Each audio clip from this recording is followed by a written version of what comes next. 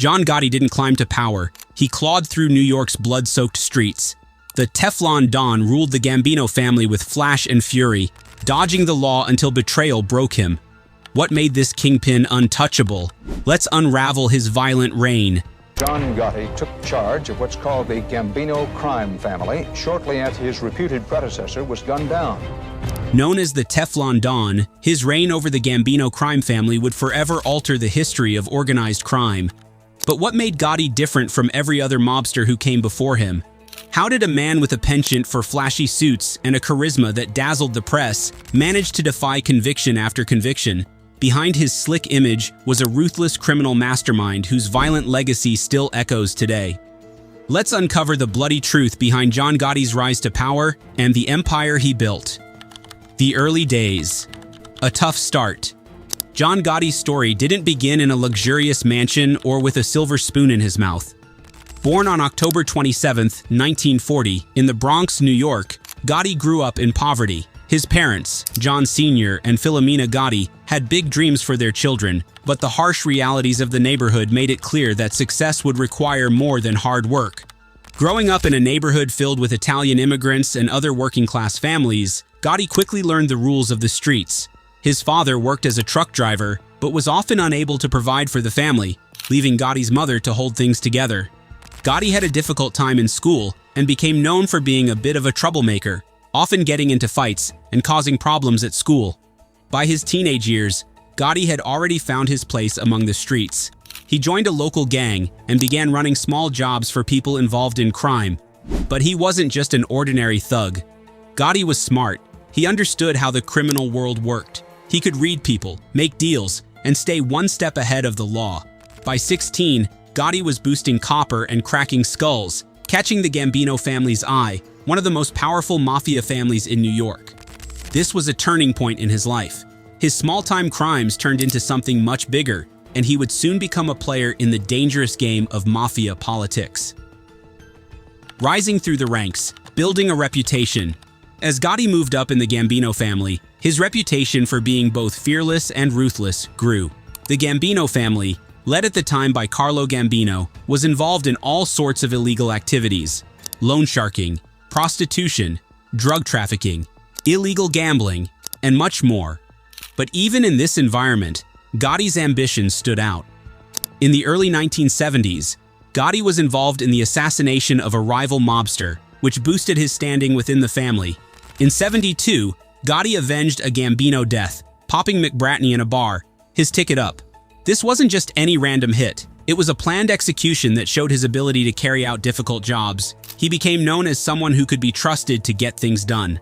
By 1976, Paul Castellano, the head of the Gambino family, recognized Gotti's talent. Gotti had already proven himself as a valuable member of the family, and Castellano began giving him more important tasks. But not everyone was happy with Gotti's rise to power. Tensions were building within the Gambino family. Many of the younger members, including Gotti, were frustrated by Castellano's leadership. They believed he was more focused on business and less involved in the day-to-day operations of the family.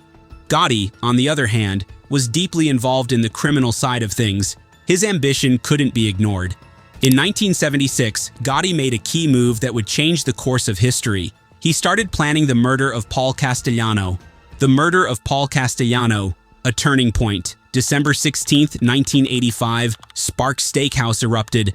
Castellano slumped dead. Gotti's shooters vanished. The gambit paid off. He was bossed by Don, marked a pivotal moment in mafia history. The murder was a clear message to anyone who dared to challenge Gotti's rise to power. Castellano's death meant that the Gambino family was now in the hands of Gotti. And though it was a violent and bloody step to the top, it was a strategic one. Gotti wasted no time in taking control, asserting himself as the new boss of the family. But while Gotti took over the leadership, his rise to the top wasn't without problems. He had made enemies along the way, and many of them were lurking in the shadows, waiting for an opportunity to strike back. The battle for power in the mafia was never just about strength. It was also about survival, and Gotti's ability to survive, despite his enemies, would become one of his most impressive skills. He became the boss of the family, so he now becomes our #1 target, and with the Gambino squad, we're focusing on that. The Teflon Don, charm, and public image. One of the most fascinating aspects of Gotti's reign was his ability to manipulate public perception. Unlike other mafia bosses who preferred to stay in the shadows, Gotti embraced the media. He had the confidence to stand in front of cameras, even during his trials, and play the role of the charming gangster. This was a side of Gotti that made him an icon. Gotti didn't hide, he strutted. Flashy suits, camera smirks, and 3 dodged convictions earned him Teflon Don. Jurors saw a hero, rivals saw a butcher. In fact, the media dubbed him the Teflon Don because he seemed to be untouchable by the law. Gotti's ability to manipulate the media was one of the reasons he avoided conviction in several high-profile trials. His carefully crafted public image made him seem almost like a folk hero, a modern-day Robin Hood. But behind that image was a ruthless criminal mastermind who would do anything to stay on top. What do you think? How come you don't listen to the tapes? How come you don't put the earphones on? I like Julio Iglesias. His high-profile court appearances became a spectacle. Gotti always looked composed and confident, smiling for the cameras while the charges against him piled up. In 1986, during his trial for racketeering and murder, he managed to escape conviction despite overwhelming evidence. His lawyer, Bruce Cutler, was a key player in his defense, using every trick in the book to create doubt in the minds of the jurors. The fall, betrayal, and imprisonment.